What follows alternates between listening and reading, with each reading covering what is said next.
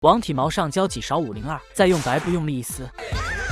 脱完毛后，用电锯切起脚趾甲来，溅得火星四射。接着给它打上钢板，压缩进特制人形罐内，开始用抽油泵抽起脂肪来。一番操作下来，猛禽坦克改造成了轻巧不加敌。不久前，我们的女主翠花还是300多斤的大胖妞，单身30多年了，一直渴望找到心中的白马王子。虽然胖是胖了点，但身子却灵活得很。来到大街上，先冲大火抛个媚眼，舞动起性感的水桶腰，翩翩起舞的肥肉。面对这爆炸的视觉冲击，小哥当场给自己脑袋来了一枪。这个不行，开始狩猎下一个。这不，天造地设的一对不就过来了吗？瞧瞧这大胖多热情，一个擦肩而过，却是2个大胖小子的奔赴，终究是错付了。一个跟斗来到消防员这，这次还没开始就结束了，直接被水枪滋了个透心凉。但胖妞有的是自信，抖抖身子，继续追着满大街男人跑。男大当婚，女大愁嫁，翠花的爸爸也愁得很，说着就把掏粪男孩介绍给他。掏粪男孩说道：“老板啊，我C2都没考下来，更何况让我开坦克，真是有心无力啊。但老天还是公平的，就比如我们男主小帅，上帝给他打开颜值的大门时，直接把他发现美的眼睛堵死了。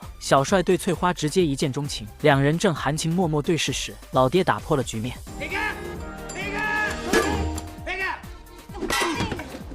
翠花再一回头，发现男人消失不见，以为又被自己吓跑了，并急乱投医的他找到村里有名的恋爱大师，见面一看，1米不到的小矮个，不像月老，倒是像土地爷。刚一上来，大师就要检查翠花的吻技，那大嘴刚凑上来，大师就猛了：“老妹，你是吃了屎吗？”说着就掏出牙线给他剔牙，直接从嘴里拉出半根脆皮鸡腿。清理干净后，大师接着检查，刚一凑近，翠花就扑了上来。单身800年的他，总算是开了荤，逮着大师就是一顿薅，差点把大师皮都舔走了。这下大师彻底懵了，他认为翠花在爱情的道路上是彻底没救了，现在唯一能帮助翠花脱掉的机会，就是参加报纸上的约会真人秀。去之前，大师决定好好对翠花改造一番，将翠花带到汽修店，一群大老爷们围了上来，男人拿起喷子，一枪一个小朋友，把女孩子一个个击飞，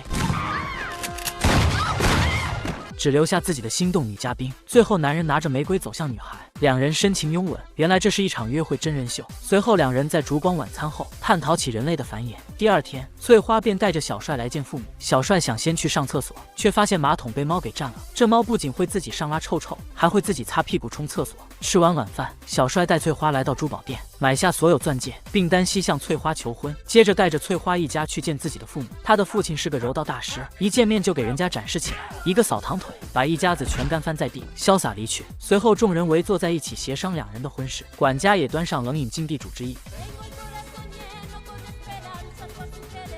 两人的婚礼也敲定了日期。这时小帅的前女友小美找上了门，她要给小帅当伴郎。翠花本以为她是好意，可这个女人却别有用心，在帮翠花挑婚纱时，故意选了一套最难看的。翠花一个没站稳，撞到电箱上，脑袋没烧坏，却烧出了可以读取别人内心的超能力。她发现小美想阻止他们的婚礼，抢走小帅，这让本不自信的翠花彻底慌了。翠花寻求大师的帮助，可大师看了小美的照片，表示无能为力，只告诉翠花要自信起来。回到家后的小美一直鼓励自己，在镜子中她看到以前的自己，不停地嘲讽自己。翠花更加没了自信。晚上吃饭时，小美又来搅局，一根小棍子在她嘴里，直接变成出个旋转木马，直接把小帅看迷糊了。她直接坐到小帅边上，这让翠花更加没有安全感。虽然小帅一直保证爱的是她，但并没有减少翠花的忧虑。第二天是他们都婚礼，可翠花起床就发现脸上竟冒出一个无比巨大的痘痘。这个女人脸上长了个大痘痘，直接拿出老虎钳用力一夹，结果人直接被喷飞，把房子砸了个大窟窿。折腾半天，可婚礼还是迟到了。小美趁机煽风点火，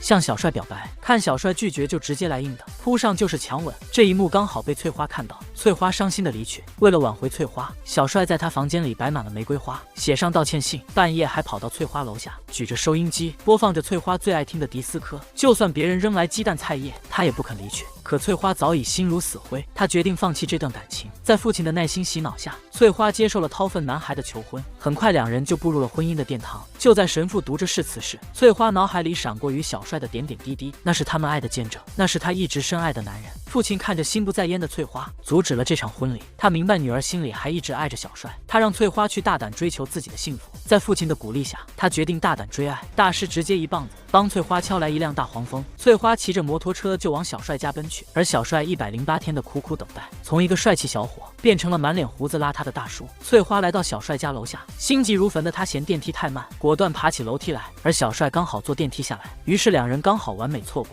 来到楼顶的翠花，一个不小心摔了下来，正好掉在小帅怀里。终究是有情人终成眷属，单身狗亲眼目睹。翠花望着眼前胡子拉碴的男人，也清楚来小帅对自己的爱。这次没有出意外，两人也终于修成正果。故事到这里结束了，看似恶搞荒诞的喜剧，却也折射去人们对于身材的焦虑。比起外界的评价，我们更应该听从自己的内心，自信最美丽。